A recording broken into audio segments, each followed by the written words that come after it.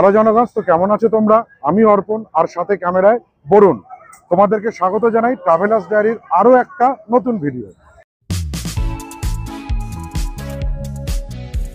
বসন্তের রঙে বৃন্দাবনের যে সিরিজ শুরু হয়েছে, সেই সিরিজে বৃন্দাবনে রং খেলা কেমন হয় সেটা তো আমরা দেখবই, কিন্তু তার আগে আমরা আমাদের এই স্পিরিচুয়াল বা হোলি ট্রিপটা শুরু করছি শ্রীকৃষ্ণ মানে ভগবান শ্রীকৃষ্ণের জন্মস্থান বা কংসের কারাগার বা শ্রীকৃষ্ণের জন্মভূমি দিয়ে। সেই জন্য আমরা বৃন্দাবন থেকে লাঞ্চ সেরে বৃন্দাবনের ফেমাস লস্যি খেয়ে তারপরে চলে এসেছি কিন্তু অটো ধরে মাথুরার কংসের কারাগার বা শ্রীকৃষ্ণের জন্মভূমি দেখতে। চলো, এখানে কি কি প্রসিডিওর আছে, কি বৃত্তান্ত, ভেতরে কি দেখতে পাচ্ছি, সে সবকিছু তোমাদের জন্য তুলে ধরবো। যদি ভেতরে ক্যামেরা অ্যালাউ না হয় তাহলে কি দেখলাম সেটা আমি অবশ্যই তোমাদেরকে শেয়ার করব।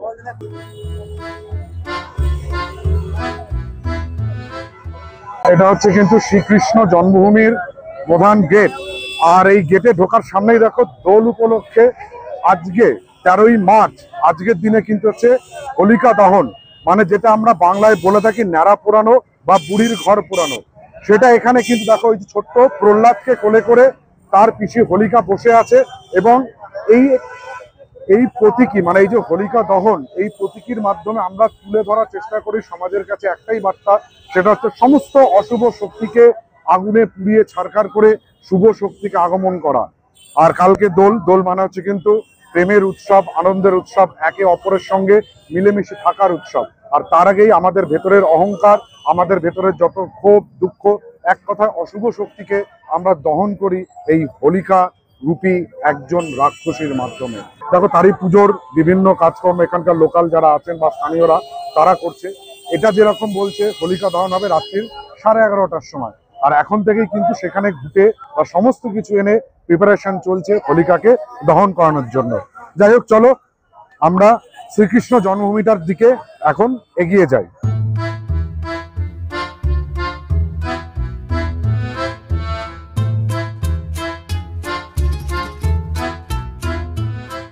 শ্রীকৃষ্ণ জন্মভূমির খোলার একটা সময় আছে, দেখো এটা এখানে লেখা রয়েছে। গরমকালের ক্ষেত্রে সকাল 6:30 থেকে রাত্রি 9টা পর্যন্ত, আর শীতকালে সকাল 6:30 থেকে রাত্রির 8:30 পর্যন্ত। এই সময়ের মধ্যে আসলে কিন্তু তোমরা গরমকাল বা শীতকালে নির্দিষ্ট সময়ের মধ্যে আসলে এই শ্রীকৃষ্ণের জন্মভূমিটাকে দেখতে পাবে। শ্রীকৃষ্ণ জন্মভূমির ভেতরে দর্শনের জন্য কিন্তু কোনো এন্ট্রি ফি দিতে হয় না। তবে অতি দুঃখের সঙ্গে জানাচ্ছি, আমাদের সমস্ত ইলেকট্রিক্যাল গ্যাজেট যেমন মোবাইল, মাইক, ব্যাগ, সমস্ত কিছু আমার পিছনে দেখতে পাচ্ছ ক্লক রুম, এই ক্লক রুমে রেখে দিয়ে তারপরে যেতে হবে। চলো রেখে দিই, আর আমি আর বরুণ তোমাদের দর্শন করে আসি। দর্শন করে আসার পর তোমাদের সঙ্গে আবার গল্প করবো ভেতরে কি কি আমরা দেখলাম।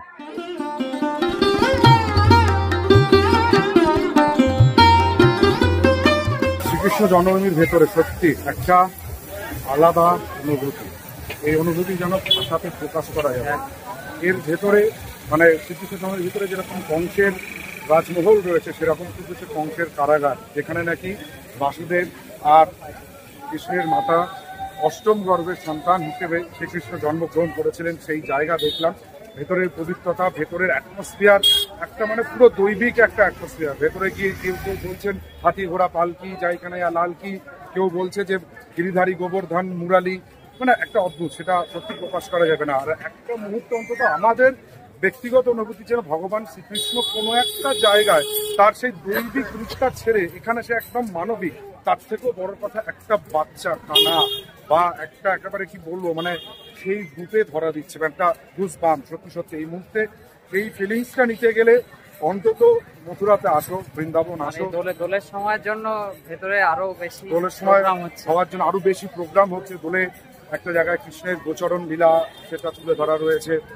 ভেতরের ব্যবস্থাপনা খুবই ভালো, যেরকম যে কাউন্টারটা আমি দেখালাম ক্লক রুম, সেখানে ব্যাগ রাখা হলো, তার পাশে মহিলাদের ব্যাগ রাখার কাউন্টার আছে, তার পাশে সমস্ত ইলেকট্রিক্যাল গ্যাজেট মানে হাতের ঘড়ি, মোবাইল, তারপরে ক্যামেরা সবকিছু রাখা আলাদা কাউন্টার রয়েছে। ব্যাগ 10 ঘন্টায় মানে 2 ঘন্টার জন্য 10 টাকা করে পার ব্যাগ নিচ্ছে, আর পার মোবাইল বা ইলেকট্রিক্যাল গ্যাজেট নিচ্ছে 2 টাকা করে 2 ঘন্টার জন্য। সব মিলিয়ে ব্যবস্থা খুব ভালো, খুব ভালো লাগবে, হাইলি রেকমেন্ডেড। মানে একবার কিছু নেই, মানে আসতেই হবে। শ্রীকৃষ্ণকে ভগবানের রূপ ছাড়াও যে মানসিক মানে একটা যে মানসিক রূপ, একটা যে বাচ্চার রূপ, সেটাকে দেখতে গেলে কিন্তু মথুরা এই শ্রীকৃষ্ণ জন্মভূমি মানে কিছু বলার নেই। আমি এই মুহূর্তে ভাষা হারিয়েই ফেলছি, কি বলবো এই বিষয়ে।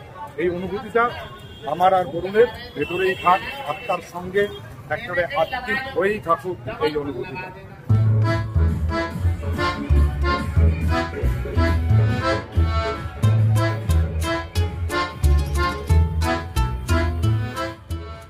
শ্রীকৃষ্ণ জন্মভূমি দেখার পর আমরা কিছুটা দূর এগিয়ে এসেছি, সেখান থেকে প্যাটেল রিস্কা নিয়েছি।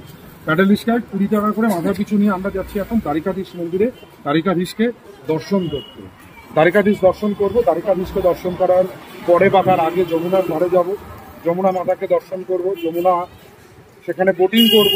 বোটিং করার ইচ্ছা আছে, যদি পসিবল হয় বোটিংয়ের মাধ্যমে দ্বারিকাধীশের সন্ধ্যা আরতিটা বা যমুনা আরতি সেটাকে দেখব, যমুনার ওপারে যাব। অনেক কিছুই করার ইচ্ছা আছে। দেখি চলো আমরা কটা কি কভার করতে পারি আমাদের জন্য, তোমাদের জন্য, সবারই জন্য। আজকে কিন্তু 13ই মার্চ 2025 হোলিকা দহনের দিন। তার আগে পুরো মথুরা বৃন্দাবন কিন্তু রঙে রেঙে গেছে, সেটা তোমরা দেখতে পাচ্ছ, আমাদের চেহারা দেখতে পাচ্ছ। এর আগে আমি ভিডিও করেছি, সেগুলো ভিডিও দেবো। আর দেখো আমরা এই মুহূর্তে যে তোমাদেরকে বলেছিলাম যে আমরা দ্বারিকাধীশ মন্দিরে যাচ্ছি, সেই দ্বারিকাধীশ মন্দিরের গেটের সামনে দাঁড়িয়ে আছি। আমরা এবার যাবো দ্বারিকাধীশ মন্দিরের ভেতরে দ্বারিকাধীশকে দর্শন করতে, তারপরে যাব যমুনা নদীতে বোটিং করতে।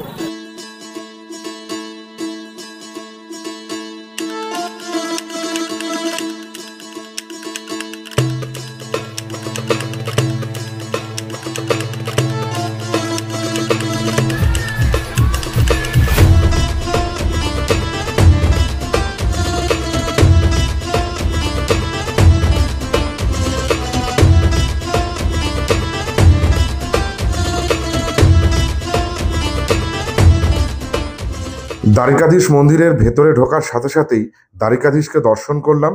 আর তোমরাও দ্বারিকাধীশকে দেখো আর সাথে উপভোগ করো মন্দিরের ভেতরে দ্বারিকাধীশের সঙ্গে রঙিন এক বসন্ত উৎসবকে।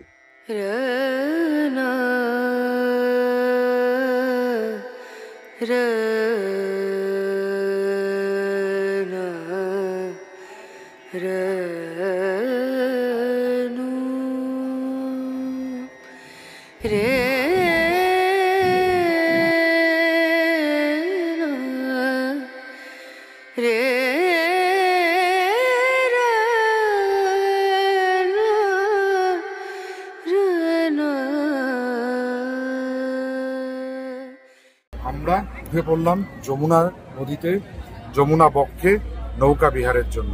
এই নৌকাটা ছাড়বে, মাথায় পিছু 100 টাকা করে নেবে বললো, যে পুরোটা ঘোরাবে। এটাই এখন করছি, চলো। এই দেখো যমুনার জল কালো, সেই কথাই আছে না, কালো কালো করিস নে ও গোয়ালির ঝি, বিধাতা আমায় করেছে কালো, করবো আমি কি। সত্যিই যমুনার জল কালো।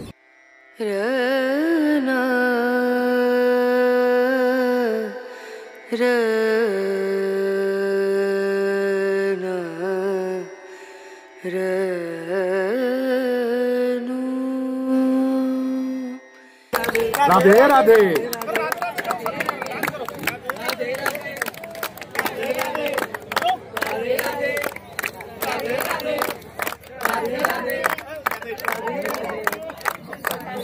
অদ্ভুত একটা ঘটনা ঘটলো, বৃষ্টি হচ্ছে দেখে আমরা প্রথমে চাপু বোটে উঠেছিলাম। ওই চাপু বোটে যিনি চালাচ্ছিলেন সেক্ষেত্রে ফোন করে একটা আমার উপরে সন্ধ্যা দেখে আসলাম। এখন আমরা কিন্তু নতুন বোটে চন্দ্রবক্ষে আসলাম, কারণ আমরা দুটোরই এক্সপিরিয়েন্স পেয়ে গেলাম। চাপু বোটেরও এক্সপিরিয়েন্স পেলাম এপার থেকে ওপার পর্যন্ত, আর এবার ভ্রমণটা করবো পুরোটাই মোটর বোটে।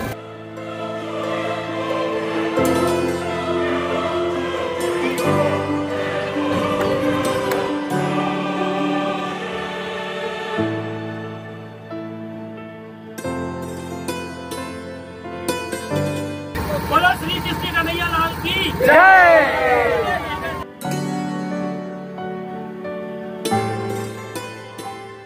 এটা হচ্ছে বাসুদেব ঘাট। এখান থেকে কিন্তু বাসুদেব কৃষ্ণকে মাথায় করে নিয়ে গেছিল গোকুলে। আর এই যমুনা পারের সময় প্রচন্ড বৃষ্টিতে শেষনাগ বা বাসুকি কৃষ্ণের মাথায় ছাতা হিসেবে উঠেছিল।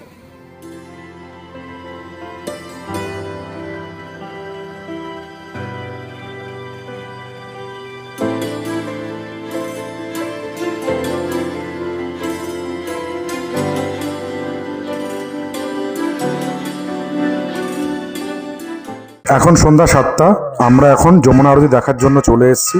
আর পূজারীরাও মন্দির থেকে চলে এসেছে যমুনার পাড়ে। চলো আমাদের সঙ্গে তোমরাও যমুনা আরতিকে উপভোগ করে নাও।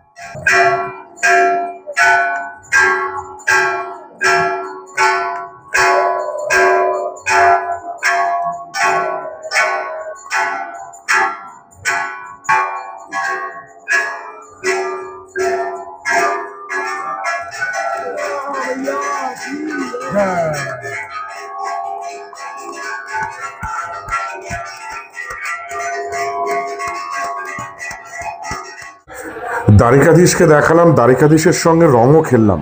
বাঁকে বিহারী তার ব্যতিক্রম কেন হবে?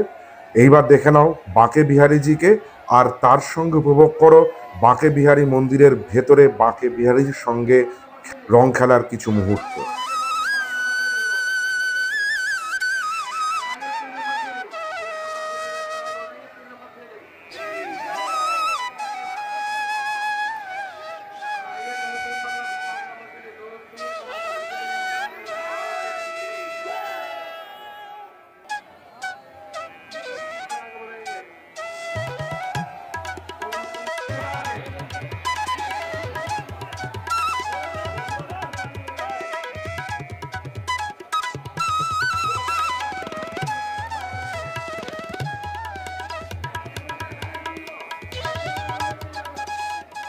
পিছনে রয়েছে হোলিকা দহনের জায়গা। এখানে হোলিকা দহন হবে, মানে আমরা যেটাকে বাংলায় পড়ে থাকি ন্যাড়া পোড়া বা বুড়ির ঘর পোড়ানো, সেই রিচুয়ালটাই এইখানে, মানে বৃন্দাবনে কিন্তু হোলিকা দহন, মানে এন্টায়ার ব্রিজ মথুরা বৃন্দাবনে হোলিকা দহন করা হয়। আর এখানে কিন্তু প্রতিমা ইউজ করা হয় রাক্ষসী হোলিকা, আর তারপরে ছোট্ট প্রহ্লাদ, সেই মূর্তিটাকেই কিন্তু এখানে তলা থেকে ভালোভাবে মানে ঘুটে দিয়ে শুকনো কাঠ দিয়ে রাখা হয়েছে। এখানেই অগ্নিসংযোগ করা হবে এবং এখানেই হোলিকা দহন করা হবে।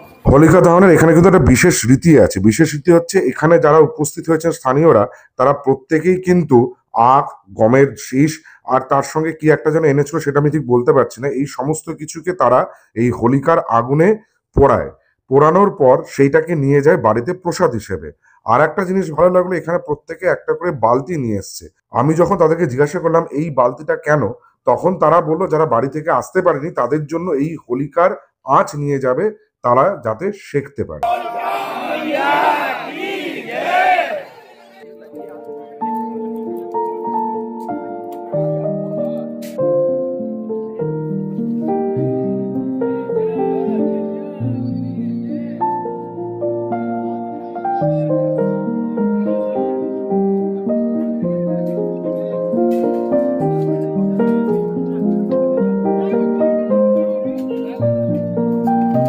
সবাইকে ট্রাভেলার্স ডায়েরির পক্ষ থেকে আরো একবার শুভ বসন্ত উৎসব, হ্যাপি হোলি 2025।